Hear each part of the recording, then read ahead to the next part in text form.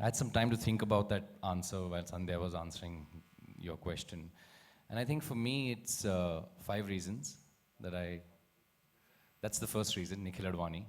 I was looking forward to working with him, and this is not the first time I've asked him what he's doing next. I've asked him for many years, but this is the first time he answered, okay, I'm doing something that I can offer you. So he was the first reason why I wanted to do this show. Secondly, he also told me it was for Star TV. I have a long relationship with Star. I worked for them for 8 years as an employee, actually. Yeah, I was with Channel V for 8 years, so I hosted shows for Star India for a very long time. And I interviewed Nikhil Advani for his first film, Kal Ho Na Ho. I did an interview with him. So that's the second reason. Thirdly, I think just the concept of the show, story bahut hi acha tha. I mean, he narrated a little bit. I had not seen Homeland. I had not seen Haath of M. I didn't know anything about the show. I just knew Homeland was a popular show and there was some reference to that. But Nikhil clearly told me ki Homeland nahi hai bhai. It's Haath of M.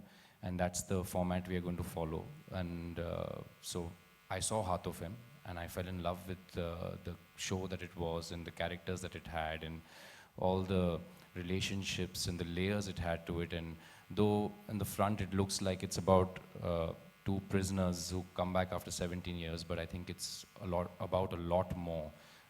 Their wives, their families, them coming back. There's so many things that can be told in all this, in this big frame of story. Then, of course, the character, Sardar Singh, that I play is extremely complex. You may have noticed in the trailer of Sardar Singh. In fact, I saw it today for the first time and been playing him for so many days, as Nikhil pointed out earlier, 106 days that we've been shooting. I think I've shot for about 80 or 90 days out of those 106 days. And you kind of forget what you did in the first few days because so much is going on. And to see that trailer was like, wow, he's actually quite intense and really complex character. And that's what really, one of the reasons also that drew me to him and how Nikhil had thought of him. And it's funny because, I mean, even this morning, Nikhil and I were shooting and I took him to the side and I said, please tell me now where's the graph going because I want to do something in this scene. So as we are shooting also, Nikhil is really flexible and he lets you get in things into the character and also has ideas for the character and helps you really build it. So I think the character is another reason. And last but not the least, I think is the Amrita Puri, Sandhya Mridul and Satyadeep Mishra and all the other supporting cast also. I think we have some of our family, and Manish also, of course. I can't forget him. Manish has always been a favorite of mine, and I was really happy to know that he was on this show. We have worked together before, Manish and I. And the cast is, I mean, when Nikhil told me that these are the people I'm thinking of casting, and I was like, wow, this show really is something special. I'll be foolish to say no. And lucky for me, I had Nikhil for 5 hours in the car with me, and we also got lost in Jodhpur, trying to buy some mithai. तो उसमें मैंने पकड़ लिया sir मैं आ रहा हूँ बम्बई मैं audition दूंगा आप चाहे तो पर मैं शो करने वाला हूँ. So he had no choice. I just want to add that a big reason for what you're going to see very soon is the 5 people who are sitting over here. Funnily, we all knew each other than work. And we had all worked with each other or we had wanted to work with each other. And there are lots of people who are sitting over there who are also the reason. But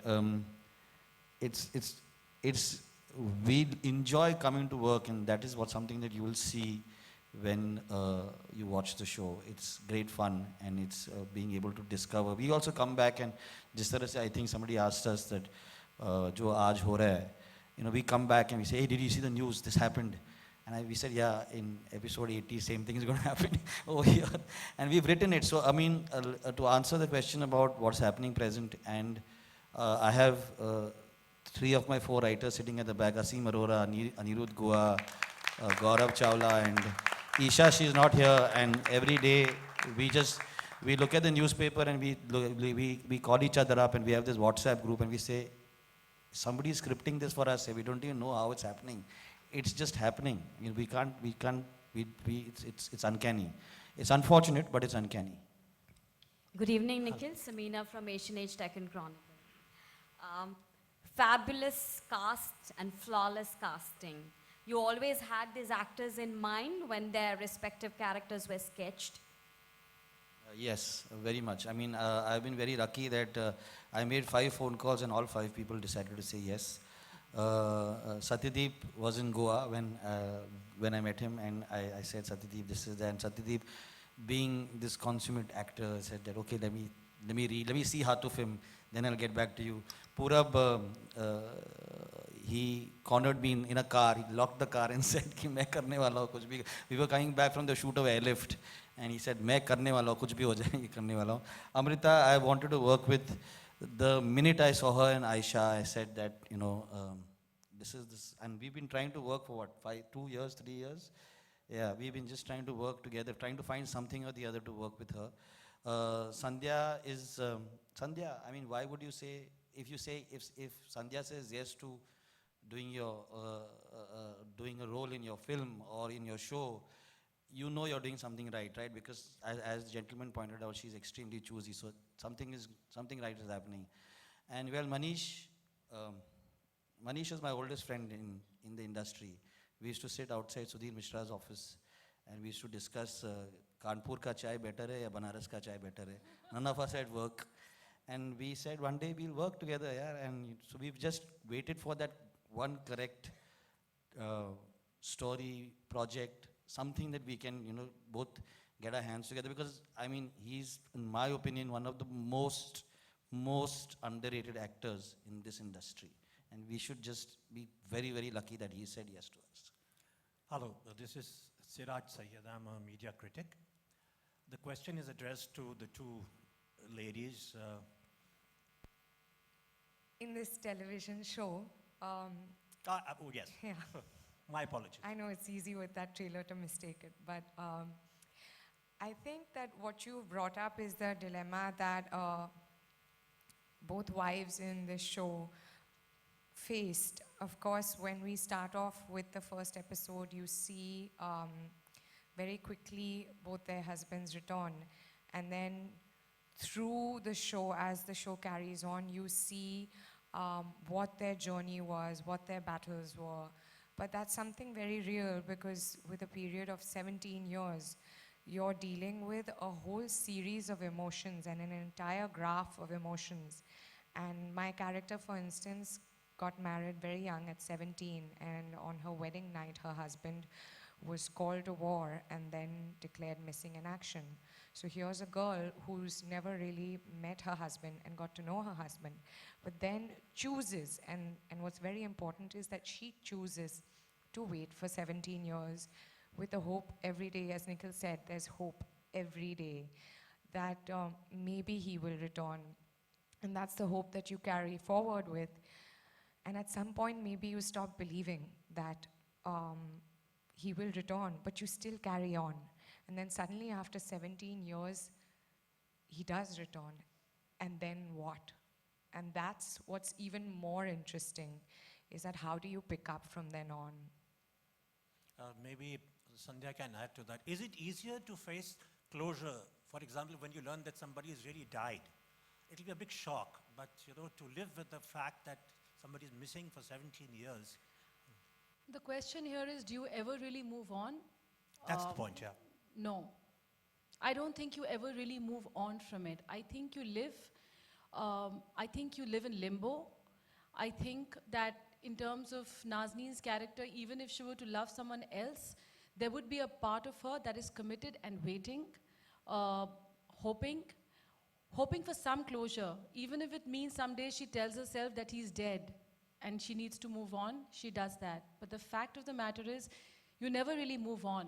It's all limbo. And when they come back, and what they bring back with them is something that you're not prepared for, you know? And so there's no staying in and there's no getting out. And I think the only word that I can say again and again for my character and maybe for Harleen's, and my character a bit more because she gets herself into a mess without meaning to, because there is somebody else. But now she feels like a cheat, you know? And how right is it and how fair is it on her? It's not, because she never really moved on. And her love may be one thing, but her duty is another. So there's that dilemma. So It's too many things. It's too many things. But all I can say is you never move on. Yeah, thank you. All the patriotism is going to come out. And one final question before we wrap up. Let's take the last question for the evening. Sort of the underlying basis of this entire story is emotion. I could have been in the Air Force or in the Army or whatever and been away from loved ones for 17 years. And the whole issue is that you've been away for 17 years, you've hoped and prayed that one day you're going to come back, and you come back and life is not what you thought it would be. And I think to that extent, the emotion is very universal. You know, it doesn't really matter that I was an Air Force officer the day I got captured. So I think for me personally, the work that has gone into this role has been in that space. I mean, the frills, of course, you come back after 17 years, you should look like somebody who's been in a prison for 17 years. You know, that sort of stuff, but that apart. But I think the hard work has gone in terms of just getting the sort of, the range of, you know, your emotional palette right for the sort of situation that you find yourself in. At least that's for me. I think that's what I've worked harder on for my part. But I think Satyadeep has pretty much summed it up. How do you put yourself in somebody's shoes for something that you have never experienced and probably never will? You know, it's impossible. Even if you speak with them or whatever, the fact of the matter is, how do you feel that? And the only way I figured, which I always figure in everything that I do, is to stay as honest as possible, to stay as committed to that character as possible. And in fact, I often tell Nikhil that I'm going to go crazy after this show because, you know, I go back home and I can't shed Nazneen. You know, I mean, it's crazy. I go back and I really don't know how to lose this woman. And it just kind of, and every day I feel the pain just multiplies and multiplies and multiplies. And somehow, you keep tapping in deeper and deeper and deeper. And that's the only thing you can do. And the good thing is that we have Nikhil Advani, who's so averse to bullshit. You know, he just calls it. He calls it. If you've done something, you know, and I like that. He pushes you so much. He pushes you so damn much without really pushing you. But because he's such an achiever, he's constantly making you go in deeper. He never really tells me how to act on set, but he'll come and tell me that one thing that'll just hit the spot. And that's when you need someone like that, you know. So he makes sure that you're not hamming. You know, he makes sure that you're not taking the easy way out, because this man never takes the easy way out. So, you know, all of that also really works. And I have actors who are honest. And that's a huge plus. When your co-actors are honest, when you have writers who are writing it the way one must feel it, you know, ultimately it's a TV show. You know, ultimately it's something that you guys are going to see, and it takes a whole damn team to do it. You know, so it's all there, and all we can do is just stay committed to what the complete honest portrayal of putting yourself in that person's shoes as much as possible every single day, going deeper into that person that you're playing. And that's all I can say. I know it sounds like a whole lot of bullshit, but it's the truth. I just want to, I mean, I'm not the cast, but I'll still answer that question. So yeah, I mean, to answer your question about them meeting wives who have suffered the same fate, or, I mean, they couldn't have met POWs because then you're not a POW. So you're not missing in action, sorry. So basically, I made it a point to tell them, A, that I don't want you guys to be reading a lot of the stuff, because then it starts becoming imitative. Then you want to live other people's lives. We are very fortunate, like I said earlier, we've got very good writers on the show. Asim and Anirudh, who've been with me on writing the show from the very beginning, read so much actually, that each scene that we get and each moment that we have in the show is somewhere or the other reflecting what they've read. And they've read a lot about there are 54 POWs right now since 1971. And it sounds very little, 54, because that's reported. We don't know the others. And this is a country that does not actually have, you don't have the ability to go and say something, right? To answer your question, sir, about closure. In fact, one of the stories we read was about this wife who said that for the first period, you are just hoping that the men don't come with the news that he's died. You're just praying every single day that he's not died. But after a while, you pray that they come. And you're just praying that you get the news that they've died. Right? So that's what you're saying. Everybody is actually just waiting for something that is going to allow them to start living again. Otherwise, you're just living, in a kind of limbo. So the most important thing that Sandhya said, which is that the only thing we